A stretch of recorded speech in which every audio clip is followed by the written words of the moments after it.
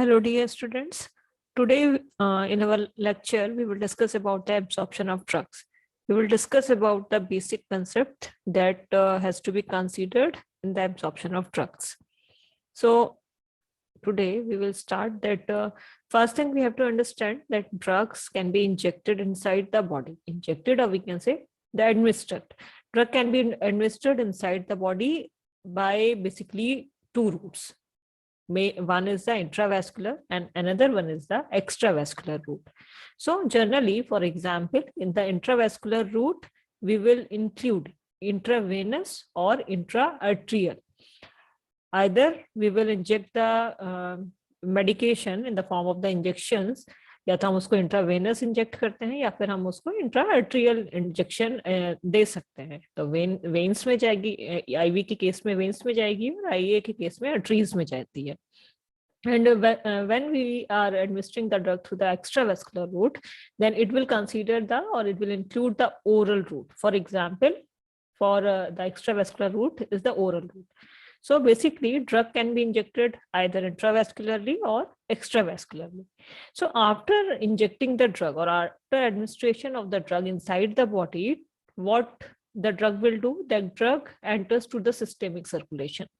In our previous lecture, we have discussed about the absorption. We have discussed about the basic definition of the absorption, that after administration of the drug ultimately goes to the systemic circulation, or in simple language we can say the drug will go to the blood flow. जो हमारी blood हमारा flow कर रहा है उसमें पहुंचेगा. So in that part this thing is going to be said that the drug has been absorbed in the systemic circulation. तो जिस तरीके से हमारा food जो है after digestion कहाँ जाता है? blood में जाता है. जितने भी nutrients हैं वो हमारे blood में जाके absorb होते हैं.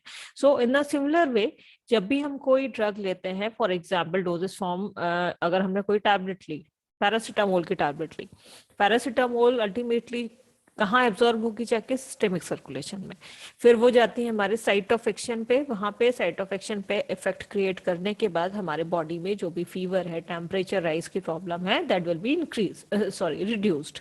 So after injection of the drug enter to the systemic circulation and exert its pharmacological effect. तो यहाँ पे एक पॉइंट आपको जो बेसिक जानने वाला है कि आपकी ड्रग जब तक की ब्लड फ्लो में नहीं पहुंचेगी और जब तक कि साइट ऑफ एक्शन पर नहीं जाएगी तब तक वो कोई भी फार्माकोलॉजिकल इफेक्ट को प्रोड्यूस नहीं करेगी. तो ड्रग जो हमारी ब्लड सर्कुलेशन में जाती है उसको ही हम बेसिक क्या बोल रहे हैं? इन सिंपल टर्म एब्जॉर्प्शन हम उसको बोलते हैं. तो यहाँ पे क्या है, अगर हम बोले कि हमारी ड्रग जब फार्माकोलॉजिकल इफेक्ट प्रोड्यूस करती है तो उसके लिए जो एक इम्पॉर्टेंट पैरामीटर क्या है? That is absorption. अगर किसी ड्रग का एब्जॉर्प्शन नहीं होगा, so in that case the drug will not be able to produce any kind of pharmacological effect और therapeutic effect. So this absorption is a very important step to produce any pharmacological effect of any drug. तो जो क्या जरूरी है drug का? Drug after administration it should be absorbed in the systemic circulation, otherwise it will not be able to create any kind of pharmacological effect. Now, the drug absorption. This is the basic definition of the drug absorption. That drug absorption is process of movement of unchanged drug from the site of administration to the systemic circulation. अब देखिए यहाँ पे जो हमारा most important कुछ चीजें, कुछ terminology जो हम इंक्लूड कर रहे हैं यहाँ पे, वो क्या है? आपका प्रोसेस ऑफ मूवमेंट. पहली चीज तो क्या है? मूवमेंट हो रहा है ड्रग का. कहाँ से कहाँ मूवमेंट हो रहा है? डोजेस फॉर्म से मूवमेंट होता है कहाँ पर? आपके ब्लड में. दूसरा जो मेन इंपॉर्टेंट पॉइंट है, that is unchanged drug. That is the most important point to be discussed here, कि अगर हमने पैरासीटामोल की टैबलेट एडमिनिस्टर की है तो जो पैरासीटामोल अनचेंज्ड फॉर्म में ब्लड में पहुंचती है, only that part is responsible और capable to produce the pharmacological effect. कि अगर हमने 500 mg पैरासीटामोल एडमिनिस्टर की, अब वो 500 mg जो है, टोटल 500 mg अगर as such in its original chemical form will reach to the systemic circulation, then only that 500 mg total paracetamol is able to produce the pharmacological effect. Otherwise क्या होगा कि जब हम अपनी टैबलेट ओरल रूट के through लेते हैं तो होता क्या है बेसिकली कि जिस तरीके से हमारा फूड हमारे जीआईटी के डिफरेंट पार्ट को क्रॉस करता हुआ फाइनली जाके एब्जॉर्ब होता है ब्लड में, in that similar way tablet भी क्या होगी, स्टमक में गई स्टमक में जाने के बाद जो है हमारा इंटेस्टाइन में पहुंची, इंटेस्टाइन से हमारा कनेक्शन है लिवर का, पैंक्रियाटिक एंजाइम्स का। तो यहाँ ये सारे ऐसे फैक्टर्स होते हैं जहाँ पे चांसेस होते हैं कि ये जो हमारी ड्रग है दैट कैन बी मेटाबोलाइज्ड। ठीक है, तो अगर ड्रग का मेटाबॉलिज्म होता है, और सिंपल एग्जांपल 500 mg की हमने पैरासीटामोल की टैबलेट ली थी, तो 500 mg पैरासीटामोल अपने जो है ओरिजिनल फॉर्म में प्रेजेंट थी, लेकिन जैसे जैसे हमारे जीआईटी से पास होती हुई आगे पहुंचती है तो उस केस में क्या हो सकता है, क्या चांसेस हो सकते हैं कि जीआईटी से पास होने के टाइम पर जो हमारी ड्रग है उसका 50% पार्ट मेटाबोलाइज हो गया। इट मींस अब ये कितनी बची हमारी 250 mg, और 250 mg drug, original drug in its chemical original chemical form will reach to the systemic circulation. तो सिस्टेमिक सर्कुलेशन में कितना पार्ट एब्जॉर्ब होकर पहुंचे, in that case only 250 mg। So in that case, only 250 mg of paracetamol will be responsible to create the pharmacological effect, right? So this is one important part, that the drug should be reached in the systemic circulation in its unchanged form. जिस form में, जिस chemical original form में हमारी drug present है उसी form में हमारी क्या होती है, सिस्टेमिक सर्कुलेशन में पहुंचनी चाहिए। Only in that case that will be responsible for create the pharmacological effect from the site of administration to the systemic circulation. So obviously अगर हम ड्रग साइट ऑफ एडमिनिस्ट्रेशन यहाँ पे हमारा क्या हो गया, like oral route, systemic circulation blood flow. So in that case कि अगर हम कोई भी टैबलेट को ओरल रूट से ले रहे हैं तो इम्पॉर्टेंट क्या है कि उस टैबलेट में कौन सा हमारा बेसिक ड्रग है, और वो drug as such in its unchanged form पहुंचना चाहिए कहाँ पे, सिस्टेमिक सर्कुलेशन में। सो this is the basic definition of the drug absorption, right? So now moving to the next point, that some important points to be considered in the absorption. There are some important points that we have to consider in our mind when we are discussing the absorption part of any drug. So first thing is concentration at the site of action. So this is very important, that what is the basic concentration.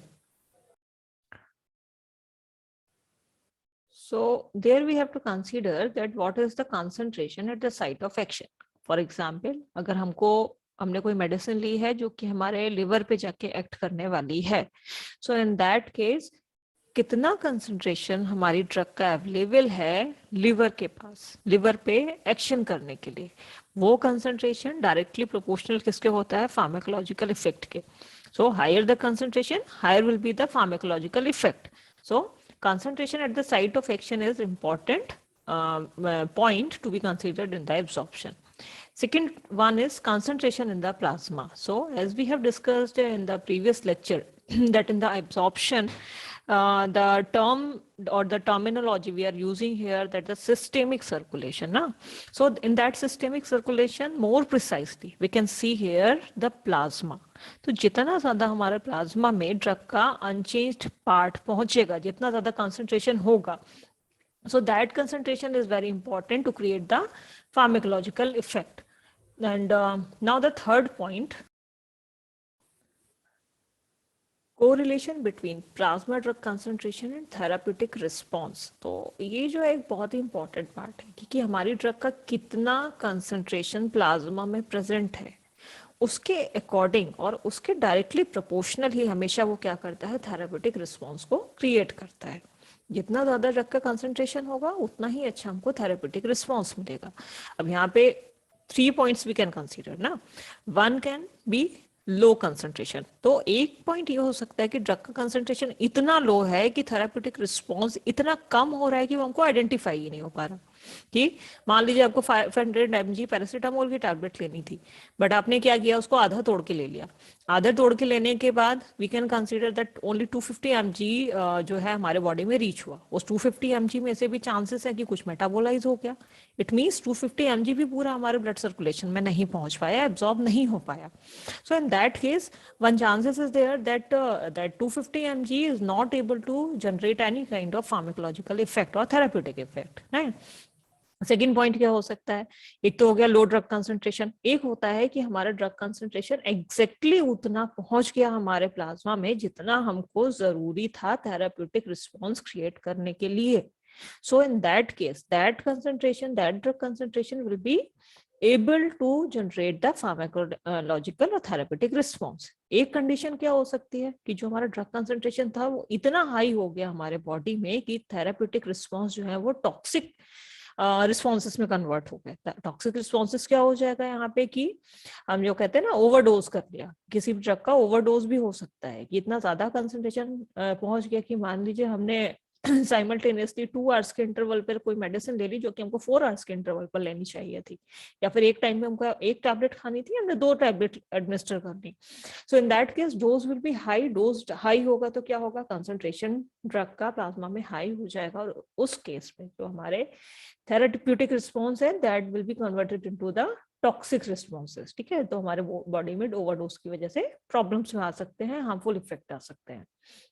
Fourth point, loss of drug due to pre systemic metabolism और first pass effect. अब first pass effect या फिर pre systemic metabolism क्या होता है, यहाँ पे ये चीज याद रखिएगा कि देयर आर द चांसेस कि जो हमने ड्रग एडमिनिस्टर किए, तो हमने डोजेस फॉर्म एडमिनिस्टर की है, वो हमारे बॉडी में एब्जॉर्ब होने से पहले, इट मींस सिस्टेमिक सर्कुलेशन में पहुंचने से पहले लिवर में पहुंची, या फिर जीआईटी से जब पास होती हुई जा रही थी तो वहां पे उसको वेरियस टाइप के एंजाइम्स मिले जिसने उसको क्या किया, मेटाबोलाइज कर दिया।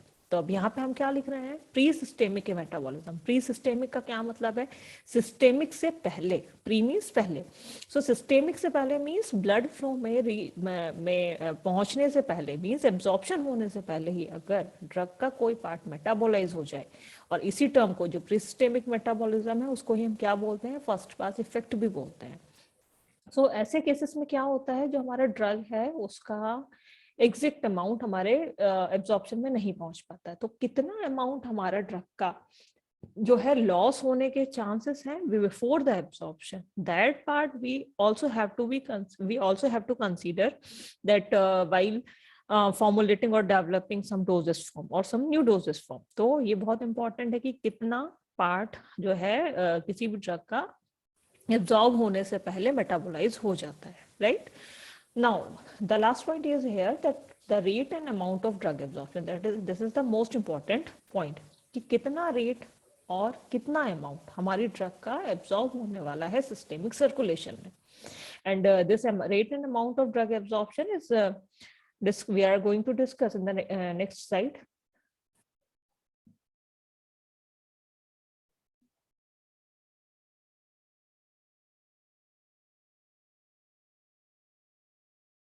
Here, just a second.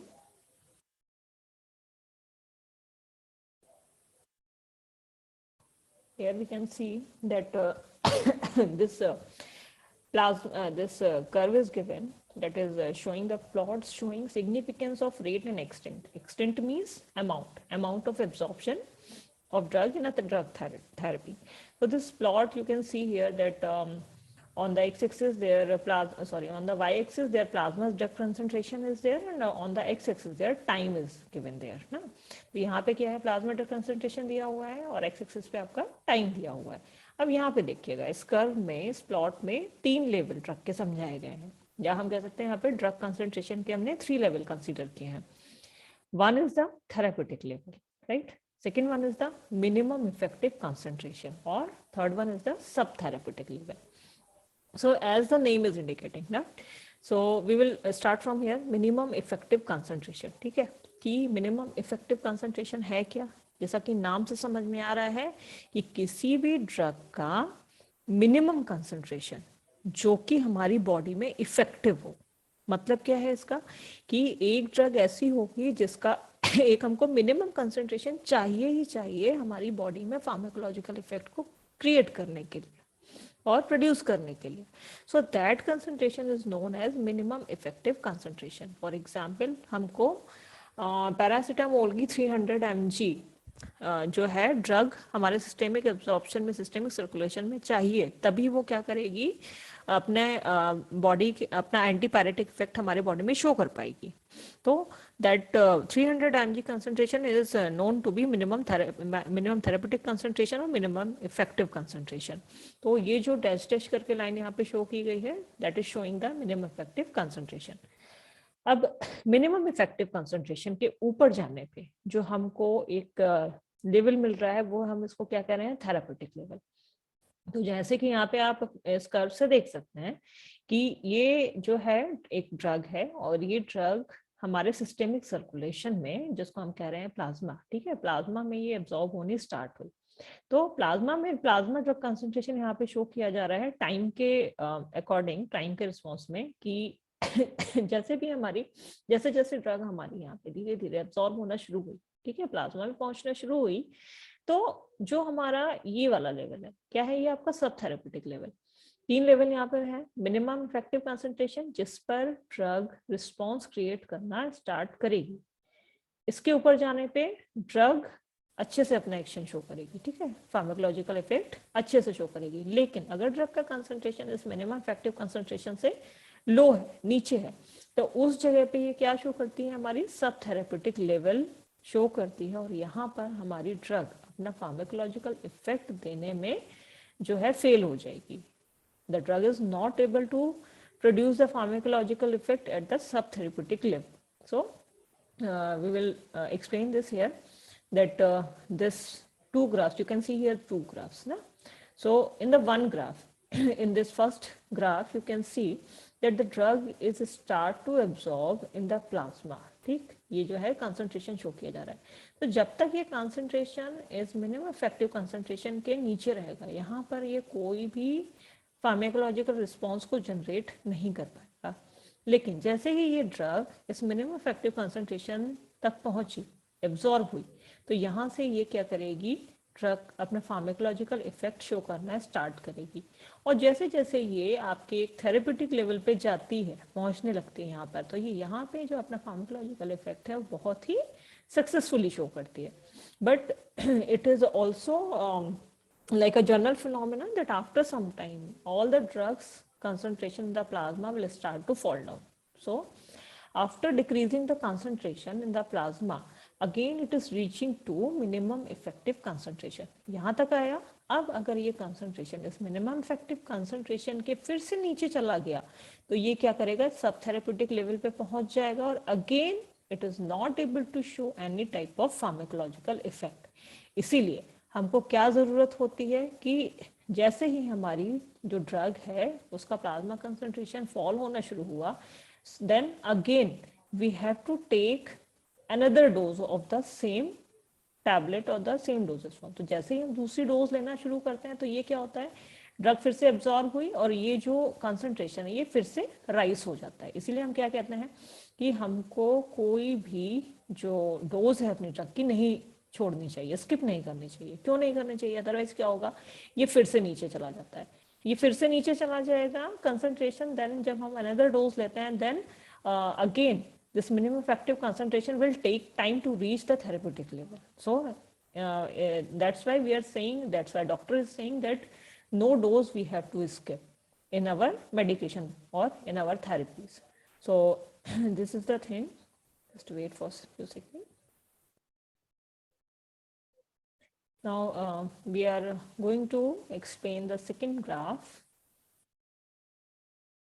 So in the second graph, you can see here that this one, this is the concentration of one drug that is not able to reach the minimum effective concentration. That's why it is showing that therapeutic failure of a slowly absorbed drug, and there the therapeutic success of a rapidly and completely absorbed drug. तो यहाँ पे क्या है, actually दो conditions हमको समझाई जा रही हैं कि हमारे पास दो ड्रग है, ठीक है, दो ड्रग है. एक ड्रग क्या करती है, जो अब यहाँ पे क्या है, टाइम का क्या फैक्टर है यहाँ पे और यहाँ पे कंसंट्रेशन, जो हम बात कर रहे थे rate and extent. Extent is the amount and rate is the like how much or how rapid the drug is going to be absorbed in the plasma or in the systemic circulation. तो यहाँ पे हम देख सकते हैं कि ये जो हमारी फर्स्ट ड्रग थी ये हमारे कम टाइम में और जल्दी एब्जॉर्ब होके थेरेपेटिक लेवल तक पहुंच गई.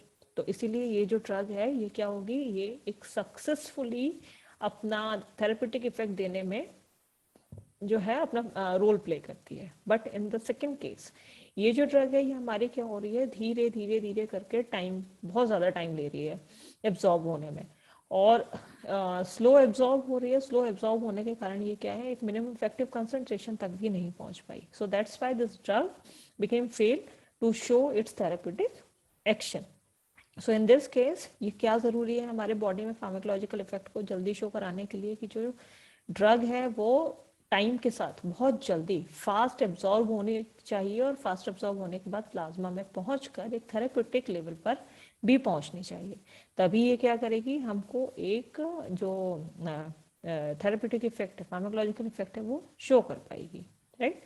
सो I think this graph has been explained and you have understood this. If any confusion is there or if any question or query is there, you can simply write in the comment section so that I will explain it. Here, a drug can, there are the two chances that we have explained in that curve, that a drug can be either completely but slowly absorbed. Next thing is, it is completely and rapidly absorbed. कि जो drug है वो क्या हो सकती है, एक chances क्या है कि वो धीरे धीरे लेकिन पूरी तरीके से एब्जॉर्ब हो जाए. लेकिन अगर धीरे धीरे एब्जॉर्ब होती है तो वहाँ पे क्या चांसेस होते हैं, that the drug will fail to show therapeutic response as plasma concentration less than to produce desired effect. It means कि जो ड्रग है अगर वो धीरे धीरे एब्जॉर्ब हो रही है लेकिन कंप्लीटली एब्जॉर्ब हो रही है, बट वो क्या हो रही है, स्लोली एब्जॉर्ब हो रही है. तो उस केस में होता है क्या है कि जो हमारा प्लाज्मा ड्रग कंसंट्रेशन है वो एक मिनिमम इफेक्टिव कंसंट्रेशन तक नहीं पहुंच पाता. और जब वो मिनिमम इफेक्टिव कंसंट्रेशन तक नहीं पहुंच पाता है, so in that case the drug will be fail to show its therapeutic response. दूसरा केस क्या है कि जो हमारी ड्रग है वो कम्प्लीटली रैपिडली एब्जॉर्ब हो जाती है ब्लड में और सिस्टेमिक सर्कुलेशन में और वी कैन से प्लाज्मा में. सो इन दैट केस जो हमारा थेरेपेटिक लेवल पर पहुंचने के लिए जो मिनिमम इफेक्टिव कंसंट्रेशन था, ये ड्रग रैपिडली वहां पे रीच कर जाती है और अपना फार्माकोलॉजिकल रिस्पॉन्स शो कर सकती है. सो in this way, this rate and extent are actually two important parameter for producing the therapeutic effect. तो rate कि किस rate से हमारी जो drug है कितने कम टाइम में एब्जॉर्ब होकर पहुंच रही है और कितना अमाउंट उसका पहुंच रहा है. अमाउंट यहाँ पे हम क्या कंसिडर कर रहे हैं, कितना कंसंट्रेशन पहुंच रहा है. That two parameters are the most important parameter to generate the therapeutic effect of any kind of drug. So this is our lecture is including in this part that about the concept of the absorption or about the rate and extent, that how it is these two parameters are most important part in the in producing the therapeutic effect of any kind of drug. So I will close this session here and hope you have understood this well. And if any query in any discussion question is there, you can simply write in the comment section so that we can discuss it. Or if you are having some topic in your mind that you want to discuss regarding the biopharmaceutics or any pharmaceutic subject, you can simply write in the comment section and I will try to include in my next lectures of your topic of interest. So thank you so much for listening this lecture. Thank you so much.